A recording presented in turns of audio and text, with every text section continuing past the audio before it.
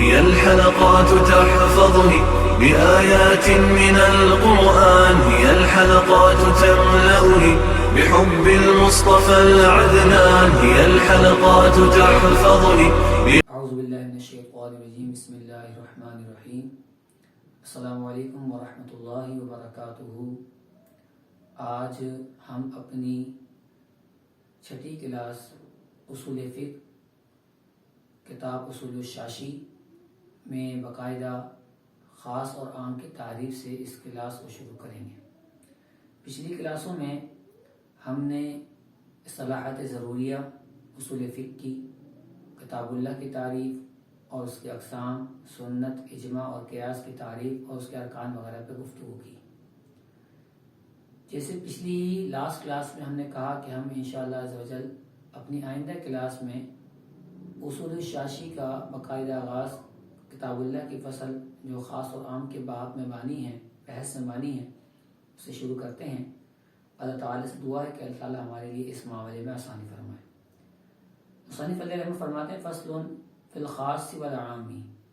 البحث الاول فی کتاب اللہ تعالی۔ پہلی بحث جو ہے وہ کتاب اللہ تعالی کے سے ہے اور اس میں سے بھی سب سے پہلے خاص اور عام سے گفتگو کی۔ خاص اور عام سے گفتگو کرنے کا بھی اس نے بھی ایک وجہ حسر بندی کہ خاص سے ہی کیوں کری، عام سے کیوں اس کو باقاعدہ آغاز کیوں نہ کیا۔ تو خاص جو ہوتا ہے وہ معنی افراد رکھتا ہے، یعنی اس میں افرادیت ہوتی ہے، خاص معنی ہوتے ہیں، ایک کے لیے ہوتا ہے، ایک معنی ہوتا ہے۔ جبکہ جو عام ہوتا ہے اس میں عمومیت ہوتی ہے، اس میں اشتراک ہوتا ہے، اس میں کئی افراد کا اعتماد ہوتا ہے اور ہوتا ہی ہے۔ تو اس لیے مصنف علیہ نے سب سے پہلے خاص سے کتاب کو شروع کیا۔ اب خاص اور عام کو ایک ہی فصل میں جمع کیا، اس کی وجہ یہ ہے کہ خاص اور عام حکم قطعی کے اعتبار سے ایک ہی ہیں، ان دونوں کا حکم قطعی ہوتا ہے، اس لیے علامہ صاحب نے خاص اور عام کو ایک ہی فصل میں جمع کیا، اس کی الگ الگ فصلیں نہیں بنائیں۔ مصنف علیہ خاص کی تعریف کرتے ہوئے ارشاد فرماتے ہیں فالخاص لفظ وضع لمعنى معلوم او لمسمى معلوم على الانفراد۔ اب مصنف علیہ رحمہ کی تعریف کو جو ہم نے پڑھا تو ہم نے جانا کہ خاص وہ لفظ ہے جس کو وضع کیا گیا ہو معنی معلوم کے لیے یا ذات معلوم کے لیے، علی الانفراد علیحدہ طور پر، کا قولنا فی تخصیص الفردی زید و فی تخصیص النوعی رجل و فی تخصیص الجنسی انسان۔ پھر انہوں نے خاص کی تین قسموں کو بیان کیا، تخصیص الفرد، تخصیص النوع اور تخصیص الجنس۔ سب سے پہلے ہم خاص کی تعریف کو سمجھیں اور اس سے پہلے ہم اس بات کو سمجھیں کہ وضع کے اعتبار سے کہ جو لفظ وضع کیے گئے ہیں کہ وہ کس طرح ہوں گے۔ تو ابتداء اس کی وجہ سے اس طرح ہوگی کہ وضع کے اعتبار سے لفظ دو ہاتھ سے خالی نہیں ہوتا، کہ وہ یا تو مفرد معنی کے لیے وضع کیا گیا ہوتا ہے یا وہ کثیر معنی کے لیے وضع کیا گیا ہوتا ہے۔ اس کو ہم نقشے کی صورت میں اس وجہ اثر کو بیان کرتے ہیں۔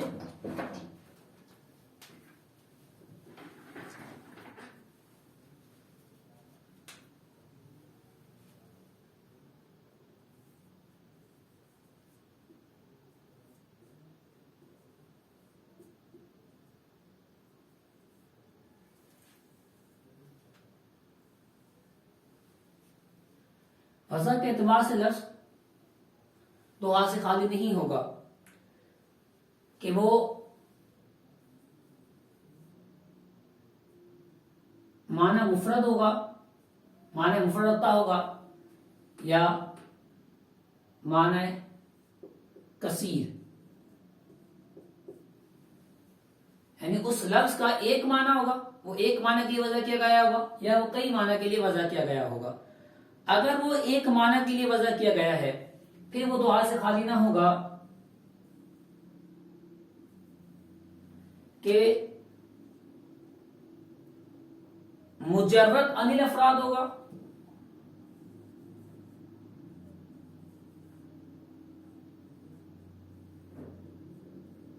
یا مشتمل علی الافراد ہوگا. یعنی معنی تو خاص ہوگا لیکن اس معنی کے جو افراد ہیں وہ کئی ہوں گے. جیسے ہمارے یہاں انسان ایک لفظ ہے، اس کا معنی اس ذات پر ہوتا ہے جو متحرک بالارادہ ہوتا ہے اور اپنے ماوراء ذہن کو، اپنے خیالات کو تکلم کے ذریعے بیان کرنے کی قدرت رکھتا ہے. تو انسان ایک فرد، ایک لفظ مفرد ہے لیکن اس کے افراد کئی ہیں، زید، بکر، عمر وغیرہ. یا وہ مشتمل مجرد الافراد یعنی افراد سے خالی ہوگا جیسے زید، مجرد الافراد جیسے زید ہو گیا، اور مشتمل افراد جیسے زید، بکر، عمر وغیرہ ہو گیا. اب اگر معنی افراد سے وہ خالی ہوگا تو معنی افراد سے خالی ہونے کی وجہ سے وہ خاص ہے.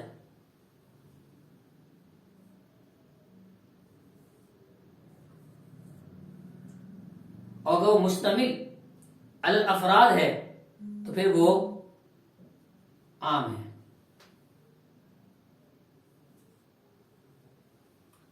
اب یہاں سے اگر اس کے کثیر معنی ہیں، ہم نے کہا معنی مفرد ہوگا، مجرد افراد یعنی ایک فرد والا ہوگا تو وہ خاص ہوگا، اور مشتمل الافراد ہوگا تو وہ عام ہوگا لفظ کی وضع کے اعتبار سے. اور اگر وہ کثیر معنی رکھتا ہے یعنی کثیر معنی کا احتمال رکھتا ہے پھر دو حال سے خالی نہ ہوگا.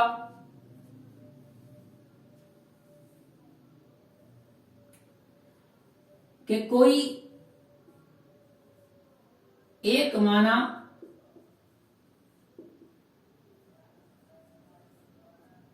دلیل کے ذریعے راجح ہوگا، ترجیح پا جائے گا،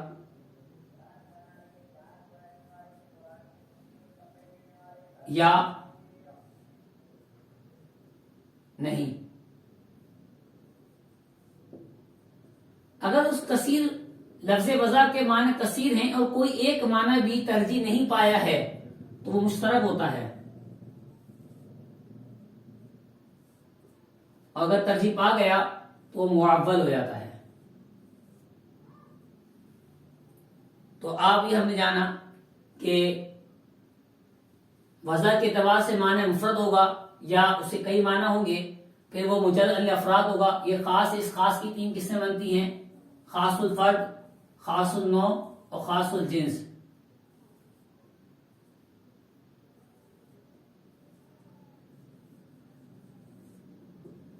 اور عام کی بھی دو قسمیں بنتی ہیں: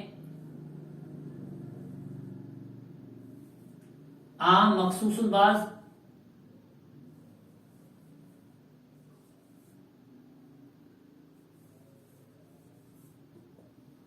عام غیر مخصوص منہ البعض.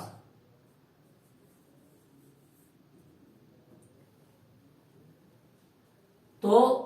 وضع کے اعتبار سے لفظ مفرد دو حال سے خالی نہ ہوگا کہ معنی مفرد ہوگا یا کثیر معنی کا احتمال رکھتا ہوگا. اگر معنی مفرد ہے تو مجرد الافراد ہوگا یا مشتمل الافراد ہوگا. مجرد الافراد کی تین قسمیں: فرد، نوع، جنس. اور مشتمل الافراد یہ عام بنتے ہیں. عام کی دو قسمیں ہوتی ہیں: عام مخصوص البعض اور عام غیر مخصوص البعض. معنی کثیر رکھتا ہے تو کوئی ایک معنی اگر دلیل کے ذریعے ترجیح پا گیا تو معول ہو جائے گا، اور کوئی معنی ترجیح نہیں پایا تو مشترک رہے گا. اب اس کے بعد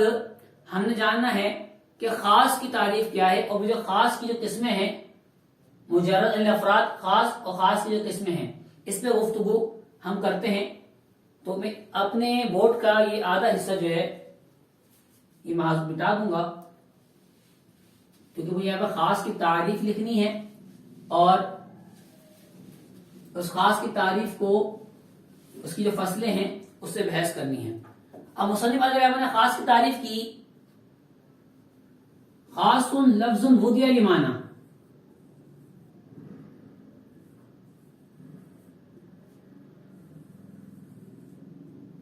لمعنی معلوم او لمسمى معلوم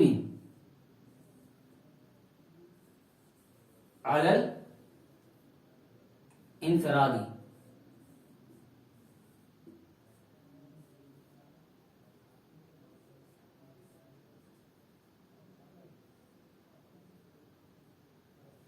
الانفرادی کہ خاص وہ لفظ وضع کیا گیا معنی معلوم کے لیے، مسمى معلوم کے لیے، الانفرادی علیحدہ طور پر۔ سب سے پہلی فصل جب مصنف علیہ رحمۃ سے تعریف میں لفظ کہا تو یہ لفظ اس تعریف کے اندر دو باتوں کا احتمال رکھتا تھا کہ اس لفظ میں لفظ محمد بھی شامل ہو جائے اور لفظ مستعمل بھی۔ محمد بے معنی لفظ کو کہتے ہیں اور مستعمل با معنی لفظ کو کہتے ہیں۔ اس بے معنی لفظ کو خارج کرنے کے لیے مصنف علیہ رحمۃ نے وضع لمعنی معلوم کی فصل لگائی، جس کو معنی معلوم کے لیے وضع کیا گیا ہو، جس کو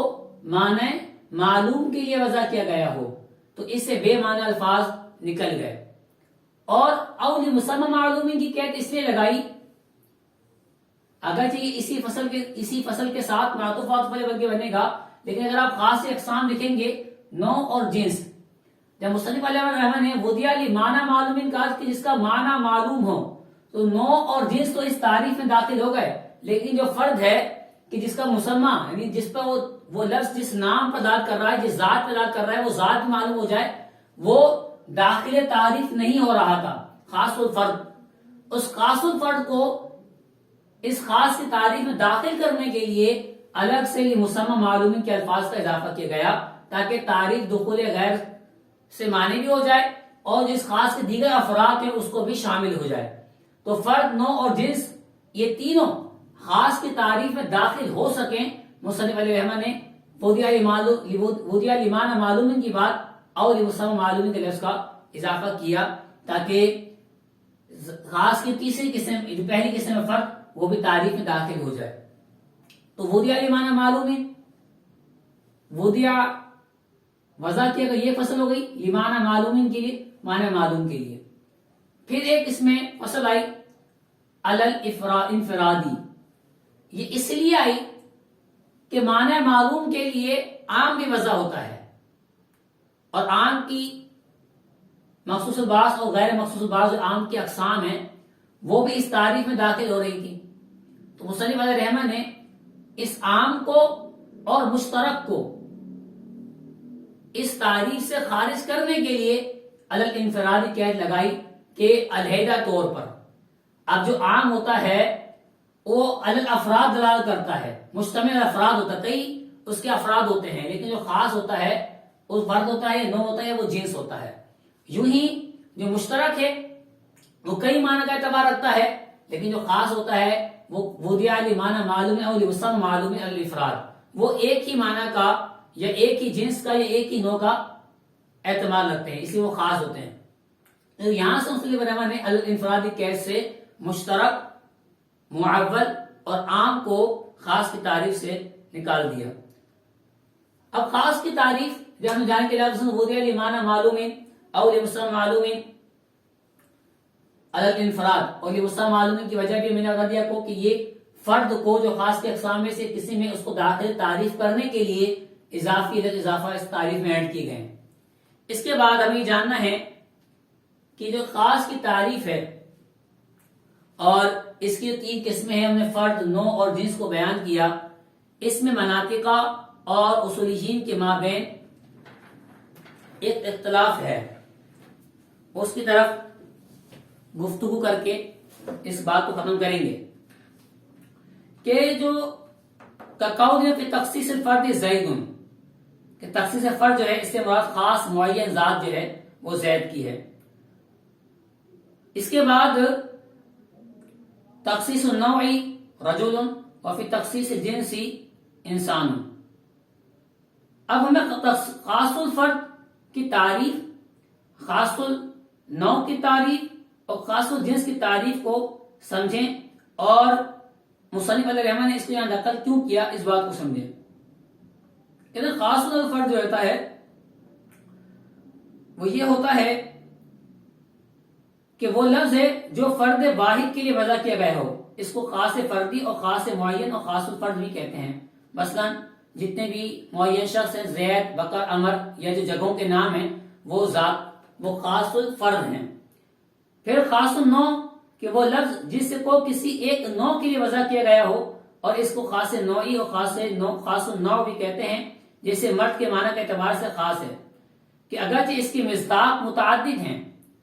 لفظ نوع جو ہے مرد ایک نوع ہے اور اس کے مخالف ایک نوع عورت ہے، لیکن مرد کے جو اغراض و مقاصد ہیں وہ اور ہیں تخلیق کے، یوں ہی عورت کے تخلیق کے مقاصد و اغراض اور ہیں۔ تو اگرچہ اس کی مصداق کئی افراد ہیں، یعنی زید بکر عمر ہر ایک فرد پر لفظ مرد کا جو مصداق ہے وہ پورا پورا صادق آتا ہے، یوں ہی تخصیص الجنس جو ہے وہ لفظ جس کو ایک جنس کے لیے وضع کیا گیا ہو اس کو جنس الخاص بھی کہتے ہیں، جیسے انسان کے معنی کے اعتبار سے کہ اگرچہ اس کا مصداق مرد اور عورت دونوں ہیں مگر عورت غرض کے لحاظ سے مختلف ہے اور مرد کی جو اغراض ہیں وہ الگ ہیں۔ مرد کے اغراض میں حاکم ہونا ہے، اس کا مجاہد ہونا ہے، اس کا تبلیغ دین کا کام کرنا ہے، اور جبکہ عورت کے جو تخلیق کے مقاصد ہیں اس میں اس کا صاحب فراش ہونا ہے، گھر کے کام ریک وغیرہ دیکھنے کے اعتبار سے ہیں۔ اب اسی اعتبار سے جب ہم نے خاص کی تعریف کو جانا اور خاص کے حکم کو جانا کہ اس کا حکم کیا ہے، ویسے مصنف نے اس کے حکم کو الگ سے بیان کیا ہے عام کے بیان کرنے کے بعد، عام کی تعریف کو بیان کرنے کے بعد،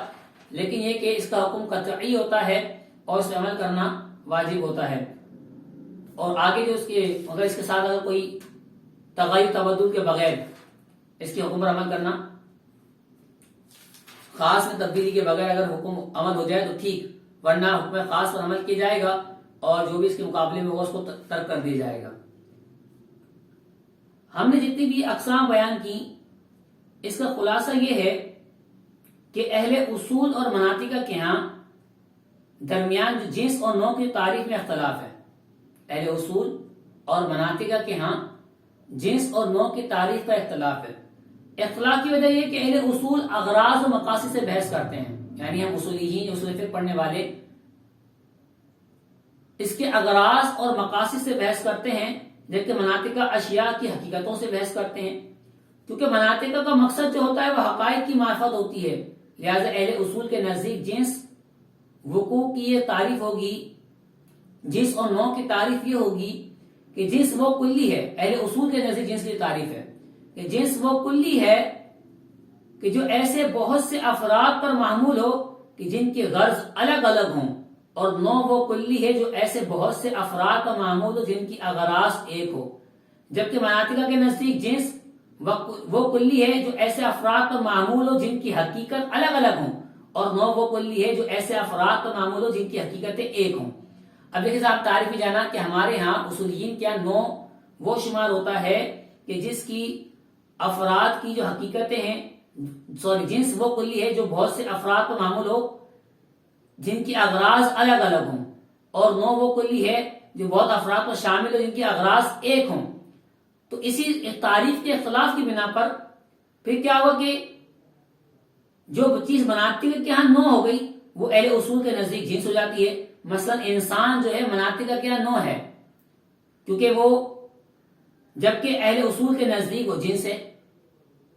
مناطق اس کی حقیقت سے بحث کرتے ہیں، اس کی ماہیت سے بحث کرتے ہیں، اور جبکہ اصولیین جو ہے اس کے اغراض سے بحث کرتے ہیں۔ تو ہمارے ہاں انسان جو ہے وہ ایک جنس بن جائے گا، جبکہ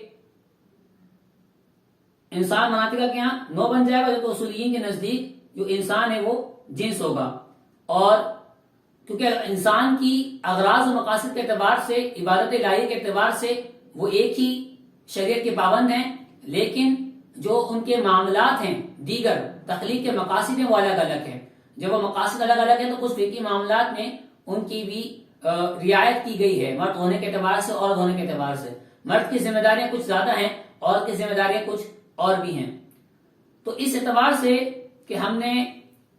تخصیص الفرد، تخصیص النوع اور تخصیص الجنس کو جانا کہ یہ خاص کی اقسام ہیں، اور یہ مسمى معلومین کی جو وجہ ہم نے بیان کی کہ وہ تخصیص الفرد کو تعریف میں داخل کرنے کے لیے الگ سے اس کا اضافہ کیا گیا۔ اس کے ساتھ ہی والعام کی جو تعریف ہے کل لفظ ينتظم جمعا من الافراد، اس تعریف کو اور اس کے احکام کو اور خاص اور عام کے حکم کو ہم انشاءاللہ عز و جل اگلی کلاس میں مکمل کریں گے۔ اللہ کی بارگاہ میں دعا ہے کہ جو کچھ میں نے کہا اور سنا اور سمجھایا ہے اس پر ہم سب کو عمل سمجھنے کی توفیق عطا فرمائے اور ہمارے لیے آسانی والا معاملہ فرمائے۔ السلام علیکم ورحمۃ اللہ وبرکاتہ۔